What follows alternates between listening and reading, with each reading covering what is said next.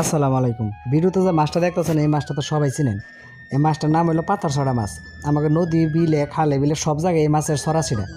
অনেক আছে এই মাছগুলো ফালাই দেয়। আসলে এই মাছটা কিন্তু আসলে অনেক ভালো, অনেকেই জানে না। তো আজকে দেখেন অনেক বড় একটা মাছ আমাকে জালে ধরা পড়ছে। তো ছোটোগুলো ছাড়িয়ে দিছি, এটা সব থেকে বড় ছিল, আর একটা আছে এটা থেকে একটু ছোটো। এই দুইটা মাছ আজকে ধরছি, যে আজকে এই দুইটা মাছটা খামো, দেখুন কীরকম।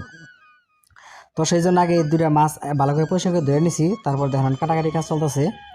তো মাছটিকে ভালোভাবে কাটুন। আগে যে সাইডের পাক পোকগুলো আছে এগুলো কেটে নিবো, কেটে নেওয়ার পরে মাথা কেটে ফেলাই দিব। মাথা এটা মাছের মাথা খাওয়া যায় না।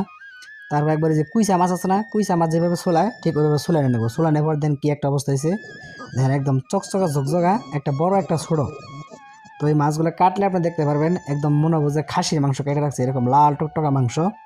আপনি দেখলেই খাইতে মন চাবো। দেখেন এক একটা পিস দেন কত সুন্দর, একদম সুস্বাদু। আপনি এই মাছ একবার যদি খান আপনি বারবার খাইতে চাবেন। একবার ট্রাই করে দেখতে পারেন, অনেক সুস্বাদু।